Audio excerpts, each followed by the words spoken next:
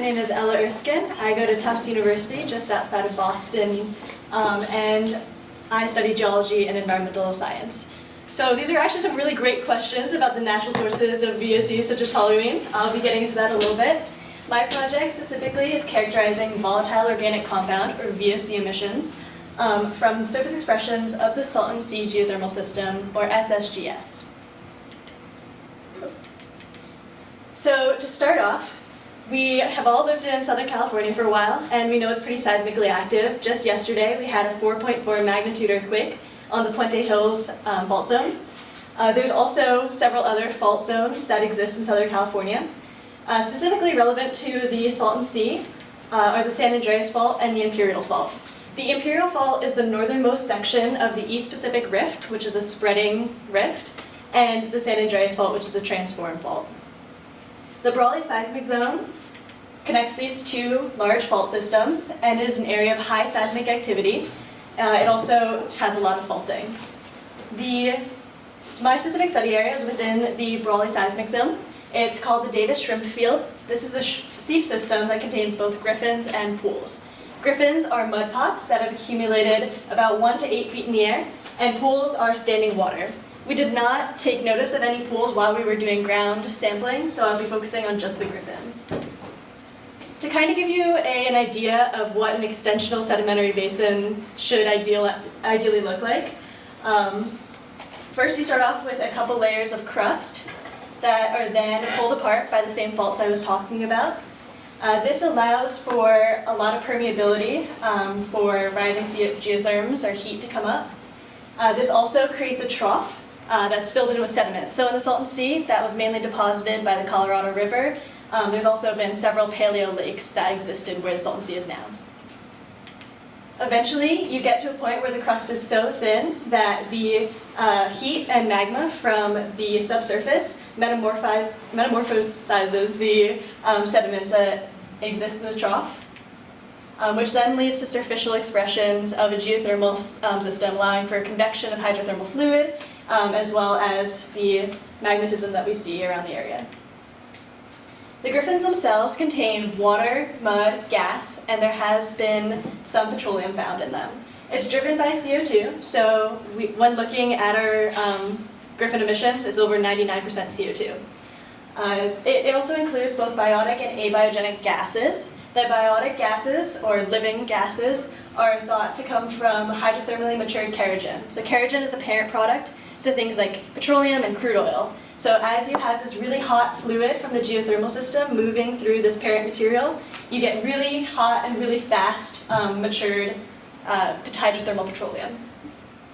The exact place where the CO2 and the water is coming from is not entirely known, but it's thought that the water is mainly meteoric, or coming from precipitation, and the CO2 is mainly in this shallow reservoir here, or from deep magma degassing.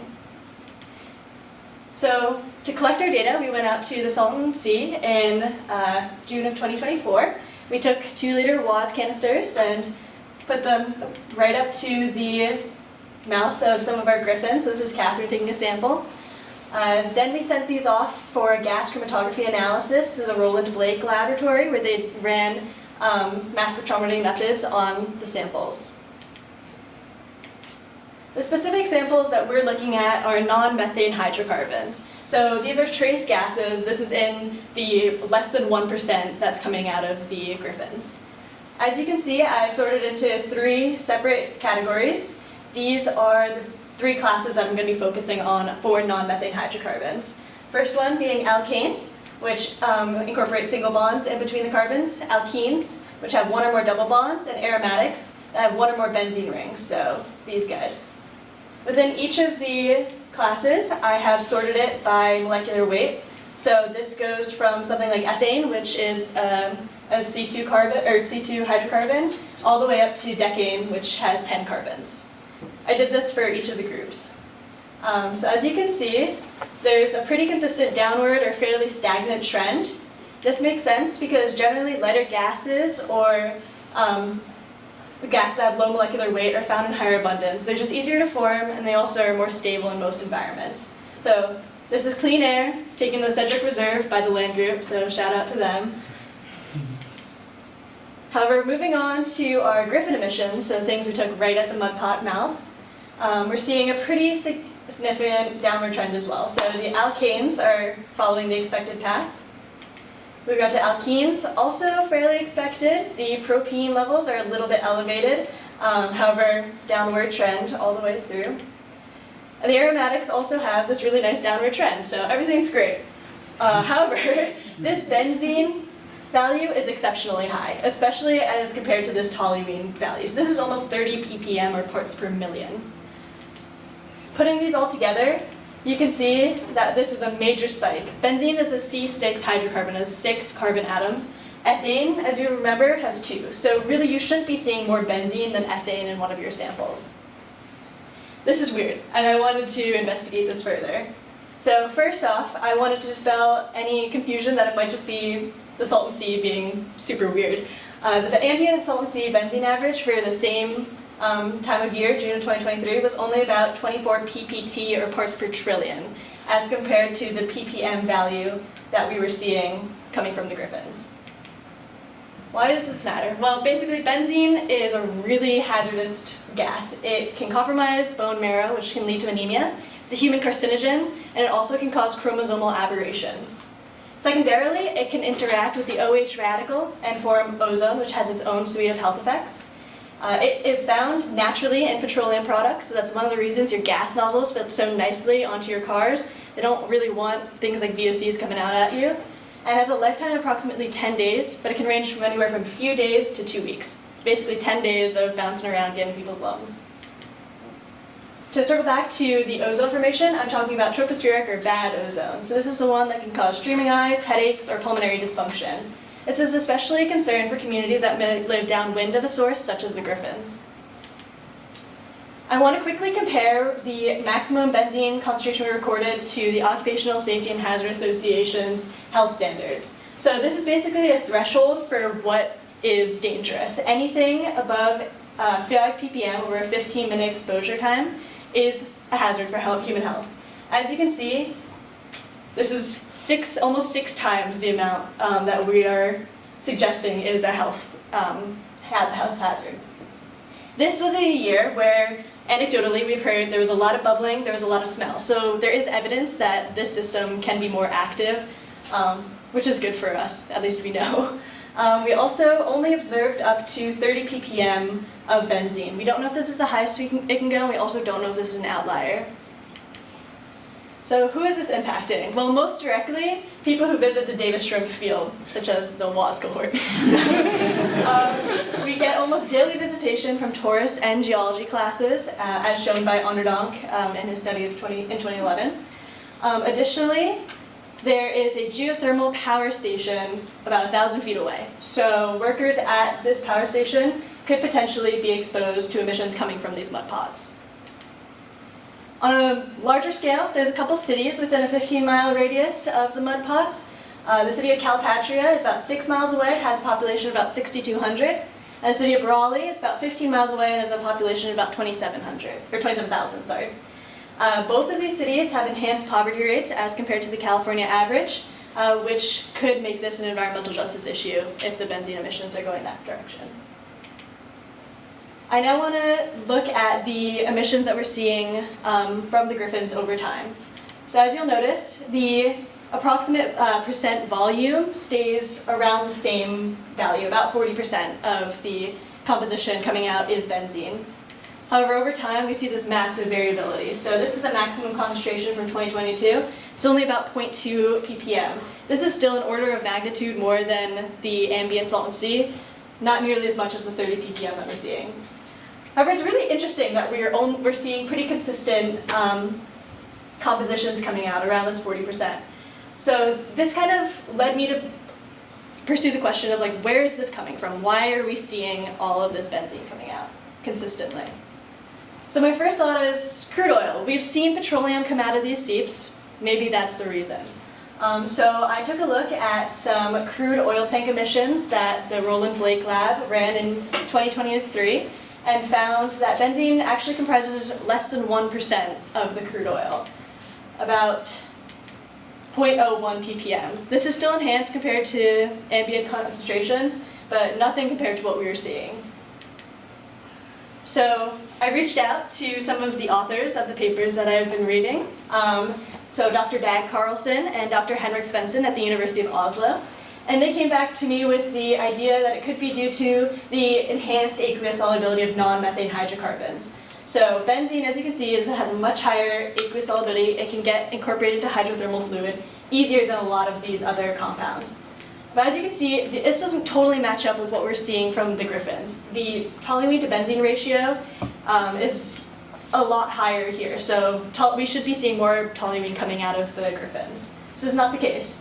So I continued on my research and found that toluene can decompose to benzene during heating, and enhanced benzene production can be seen in the presence of certain sulfides and iron oxides. All just kind of ideas of why this might be happening, not concrete conclusions. To summarize, the griffin emissions varied in amount over time. Wind could bring harmful VOCs such as benzene to nearby communities. Benzene is being incorporated into the hydrothermal fluid and is being released as a gas through these seeps.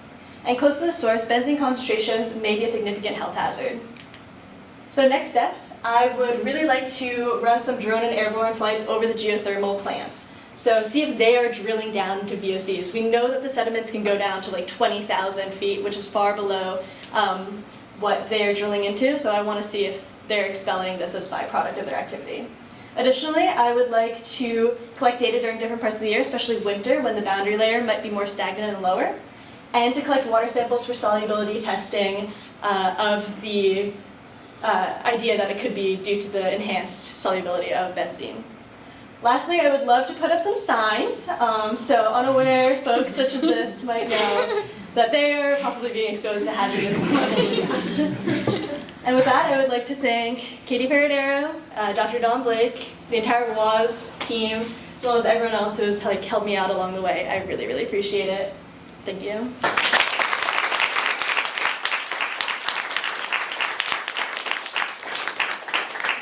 I can take any questions. Dom? Do you hypothesize that we can see similar concentrations of benzene in the pools in the area? That's a really good question. So the pools don't give off as much gas. It is thought that the pools are mainly meteoric water, which might influence the amount of benzene that has been incorporated into them since they don't go down as deep. But that's a really good future research. Yeah, appreciate the question. Abby? I was wondering, do you think like the workers nearby, do you think simply like wearing a mask would be beneficial, or do you need something like more protective than that? Right. Yeah, that's a good point. I don't know what level of PPE would be required to keep someone safe from benzene. Ideally, you would have some sort of insulation, especially if they're drilling into the VOCs and expelling them, some insulation to keep them contained so you don't even have to think about it getting into the air that you're potentially breathing. But I would have to get back to you. I don't know if benzene is protected at all by masks. That's a good question. Devin? So I saw that in your area of interest, the fault line also extended underneath the Salton Sea itself. Is it possible that these gases are Sorry, I know you're good. that these gases are also leaking up into the actual lake body itself and spreading to communities in the area, like to the north of the Salton Sea as well? Yeah, so the extent of the Salton Sea Geothermal System is not just the Davis Shrimp Field. It extends all out here. These are some major fault zones that allow a lot of porosity, permeability, a lot of hot water and gas. So the Davis Shrimp Field are not the only surface expressions of the geothermal system, but they're definitely the ones we looked at the most. I would love to do some more research on that. I know Megan did some work mapping superficial expressions of the system, so I think doing analysis in those areas and seeing where that's going as well is really important. Thank you. You might have already mentioned this, but does that, it's like since you went on a day when it's so hot, like Yeah. I don't know how 112, Yeah. could that change the amount of, like the temperature have an impact on like the amount of benzene that we see? Yeah, well, okay, so that really depends on how deep we think this system is going. Because the great thing about geothermal energy is that it's pretty immune to changes in temperature. Once you get closer to the mantle, it stays pretty hot all the time. But if we're seeing different environmental changes such as temperature, increased precipitation, that could lead to increased activity for the system, which could definitely change the output. I don't know if it would change the composition of benzene, but it could definitely change the amount of emissions coming out. Ben, just a comment, the 3 times we went was between 108 and 117. So the temperature change felt horribly different. Now, it wasn't that big a deal. Really? Do you know if like seismic activity would affect the amount of gas that the griffins will produce? That's a trick question. Probably. I mean, seismic activity is super important, as Megan was looking at, in determining where these griffins are coming, like where they're aligned in super weird, straight parallel lines with this system. So obviously that is a huge indicator and also has a huge influence on like where they're coming out. So yeah, I mean, if it was more active, there was more fault mesh being created and greater permeability, that could definitely lead to an increase in the activity of the system, I think. Stephanie? Great job, Ella. Thanks. This was a wonderful presentation. I have a two-part question. Are the detrimental effects of benzene just as powerful during the entire 2-week period? Or does it degrade over time? Because I guess the second part of my question is, are the effects since benzene will be transported, I'm guessing, by the air, how far-reaching would the negative effects of benzene be outside of the 15 miles that you mentioned? Right, so this was a question that we were looking into originally with my project. We tried to run some high split models, but unfortunately because these are coming from so low down, they're not super accurate. The high split models work best over 500 meters in the air. So that's why I wasn't able to say exactly where they would go or exactly where these emissions are being transmitted. I do know that as benzene mixes with the air, it does dilute. So when we were taking ambient concentrations, they weren't nearly as high as the ones where we're like sticking them in. But yeah, I think that would be a really interesting further study because I'm not sure how far it gets or how dangerous it is once you start getting out to the far-reaching areas. I think so. Yeah. Dan? There's a lot of economic interest in lithium extraction in this area. Yeah. Do you expect that to increase the exposure issue? Yeah, so that was my first project. I was really interested. So lithium has been accumulated over the previous Salton seas, and they're looking to take the lithium out of the brine. So they're already taking all of this hydrothermal fluid out of the subsurface, and they were just looking to add another step on that would take lithium out before reinjection back into the subsurface. I mean, if it's super profitable and the geothermal plants see an increase in activity, then probably, yeah. But I don't know if the actual process of extracting the lithium would have any effect on that coming out. Yeah. Yeah. It is interesting though, because geothermal is generally seen as very green energy, so it's interesting to quantify the health effects that may not be looked at so deeply. Any more questions? All right. Great job.